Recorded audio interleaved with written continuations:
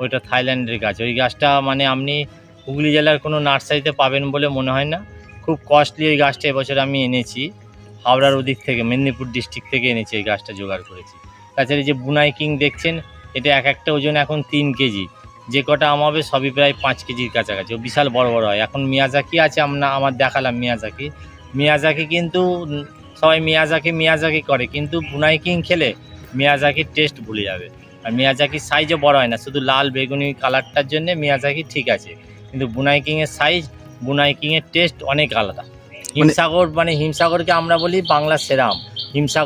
হিমসাগরের টেস্টকেও হার মানাবে এই বুনাই কিং। এটা বুনাইয়ের আম। মানে এই গাছটা খুব একটা, গাছটা দেখতে পাওয়া যায় না, অনেক মানে কষ্ট করে এনেছি এবং প্রায় খান 10 আমার আমও হয়েছে।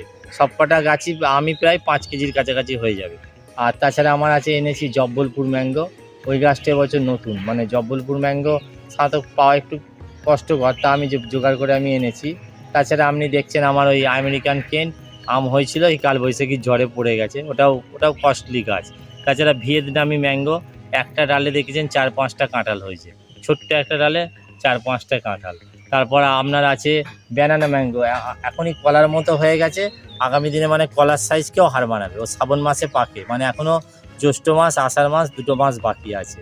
আর আপনি দেখছেন মুজফ্ফরপুর লিচু, ওই লিচুর টেস্ট আমি বলতে পারি যে ফারাক্কা বা মুর্শিদাবাদে বা মালদায় যে লিচু হয় তার চেয়ে অনেক বেশি টেস্টফুল, মানে দারুণ খেতে একদম।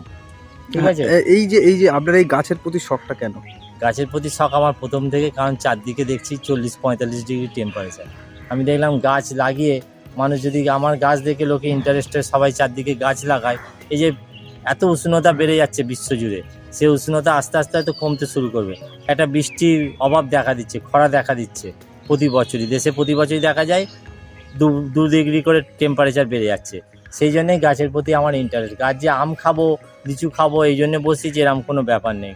হয়তো আমরা খাই না, পাড়ার লোকেরা এসে আনন্দ করে খায়, এটাই আনন্দ। এই যে থাই কাটিমন যে আম গাছটা, সারা বছর আম হয়। এখনই আম মানে পড়তে না পড়তে, পাকতে পাকতে আবার আমে বকুল এসে ওই গাছের এমন মানে ভিয়েতনামি কাঁঠাল, হলুদ কাঁঠাল হয় আমাদের এদিকে, ভেতরটা হলুদ কোয়া, কিন্তু এটা পুরো লাল কোয়া, একদম ভেতরটা পুরো লাল টকটকে কোয়া হবে। তাছাড়াও আপনার দেখবেন লিচু তো আছেই। এই যে এই গাছের জন্য মানে চুরি হয়ে যায় না? এই যে না, এখানে চুরি হয়ে যাওয়ার কোনো ভয় নেই। পাড়া প্রতিবেশী নিজেরাই নিজেদের মতো আনন্দ করে এসে খায়, সেই জন্য চুরির ব্যাপার নেই। তারা বরং জিজ্ঞেস করে খায়, মানে খুবই পাড়া প্রতিবেশী ভালো লোকজন। এখানকার চারপাশের লোকজন খুবই ভালো। চুরির কোনো আমার এখানে কোনো চিন্তাই নেই, যার জন্য আমি চারদিকে খোলা রেখে দিয়েছি। যদি হয়তো গরু ছাগল ঢুকে একটু খায় সেটা আলাদা ব্যাপার, কিন্তু চুরি হয়ে যায় আমার কোনো সমস্যা নেই ওই জায়গাটায়। আর এই যে এই এত মানে যে গাছগুলো নিচ্ছে সেগুলো তো কস্টলি অনেক। হ্যাঁ, অনেক কস্টলি। আমার প্রায় এই গাছ আনতে প্রায় 1-1.5 লাখ টাকা, 2 লাখ টাকা খরচ হয়ে গেছে। এক একটা গাছ 5,500, 5,500, 4,500। ওই রেড পালমারটা এনেছিলাম প্রায় 5,000-এর কাছাকাছি। এবছর ফল হয়েছে 5-6টা হয়েছিল, লাস্টে এখন একটা হয়েছে। ও বড় সাইজ হবে, ও দারুণ খেতে। এই যেমন বুনাই কিং, এটাও 5,500। আমেরিকান কেন্ট কালবৈশাখীর ঝড়ে এবার আমগুলো পড়ে গেল, ওটা আমি 6,500 টাকায় নিয়ে এসেছি। সানিয়ং, ওটাও দামি গাছ। তারপরে যে মুজফ্ফরপুর লিচু বলুন, জামরুল বলুন, এই যে জামরুল, এই গাছ ভর্তি জামরুল এসছে। 1 বছরের গাছ এটা, 1 বছর দেখে বিশ্বাস করবে কেউ 10 ফুট গাছ হয়ে গেছে। এই যে এই বুনাই কিং এর এই গাছের সাইজ কতটা? এখন তো 3 কেজি হয়ে গেছি।